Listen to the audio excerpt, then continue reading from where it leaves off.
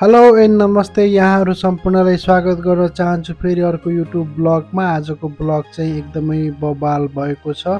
म चाहिँ अहिले एमसिदा स्केट पार्कबाट सेन्ट जुलियन जाँदैछु र तपाईँहरूलाई सेन्ट जुलियनको मेन सिटी देखाउने छु र त्यहाँ रहेको एकदमै पपुलर ठाउँ पाची बेल पनि देखाउन गइरहेको छु। So let's begin guys, see you there in Saint Julian.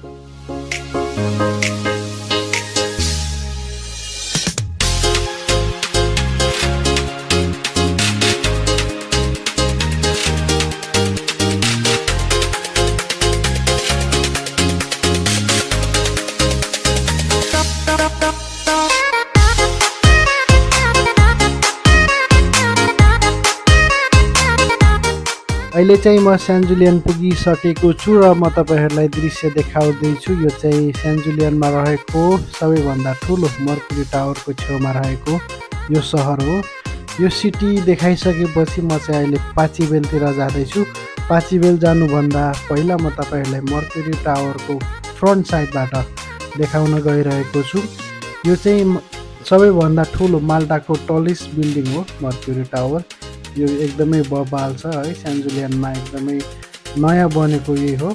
अब यहाँबाट चाहिँ अब पाची बेल सुरु हुन्छ। यो दृश्यमा जुन देखिरहनु भएको छ, यहाँबाट चाहिँ अब मेन पाची बेल सुरु भयो। पाची बेलमा मेनली भनेको क्लबहरू, बारहरू रहेको छ र यहाँ चाहिँ मान्छे एकदमै रमाइलो गर्न, मनोरञ्जन गर्न बार क्लबमा रमाउन आउने गर्दछन्। र म चाहिँ अहिले तपाईँहरूलाई पाची बेल घुमाउँदैछु। यो दृश्य चाहिँ पाची बेलको हो। तपाईँ देख्न सक्नुहुन्छ हाभाना क्लब। यो चाहिँ माल्टाकै सबैभन्दा पपुलर टप क्लब मध्येको एक हो र अगाडि हुगोज होटल पनि देख्न सक्नुहुन्छ। यो चाहिँ सब पाची बेलमा रहेको छ र एकदमै पपुलर ठाउँ हो। यतापट्टि तपाईँ एचआइबी क्लब देख्न सक्नुहुन्छ। यो क्लब पनि भर्खरै खुलेको एकदमै बबाल क्लब मध्येको एक हो। यहाँ चाहिँ दिन भएर चाहिँ अहिले भिडभाड छैन। राति चाहिँ यहाँ भिडभाड खुट्टा राख्ने पनि ठाउँ हुँदैन, एकदमै बिजी छ। म तपाईँहरूलाई अर्को ब्लग सायद नाइट लाइफ माल्टा भनेर लिएर आउनेछु चाँडै नै। अहिले चाहिँ म तपाईँलाई डेको दृश्य देखाउँदैछु। अहिले चाहिँ घडीमा 12:45 भएको छ र म तपाईँहरूलाई पाची बेलको दृश्य देखाउँदैछु। यो चाहिँ पाची बेलको मेन स्ट्रिट हो है। यहाँबाट चाहिँ तपाईँ अलि दायाँपट्टि जानुभयो भने ओपन बिच पनि रहेको छ र म तपाईँहरूलाई एकछिन मलको दृश्य देखाउने छु। पाची बेलमा रहेको एउटा मल पनि छ र तपाईँ यहाँ चाहिँ मलभित्र विभिन्न प्रकारका सपहरू रहेको छ, सपिङ गर्न सक्नुहुन्छ। यहाँ केएफसी, बर्गरहरू सबै प्रकारका मलमा हुने जति सबै पसलहरू छ यो मलभित्र। सो म चाहिँ अहिले मलको एक राउन्ड लगाएर म तपाईँहरूलाई सेन्ट जुलियनमा रहेको पाची बेल बिच देखाउन जानेछु र यो भिडियो अन्तिमसम्म हेर्नुहोला भन्दै लेट्स बिगिन गाइस।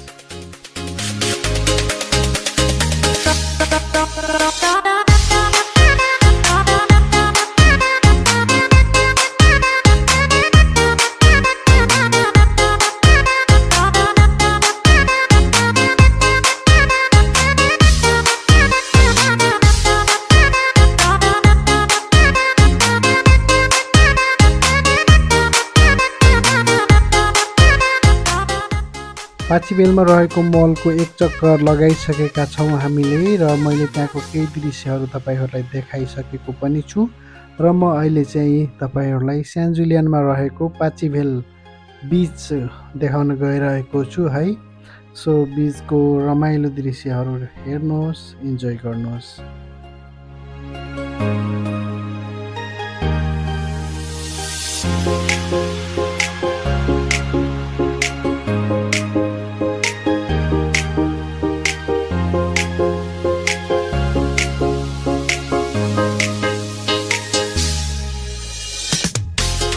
अहिले चाहिँ म यहाँहरूलाई सेन्ट जुलियनको पाची बेलमा रहेको ओपन बिचको दृश्य देखाइरहेको छु।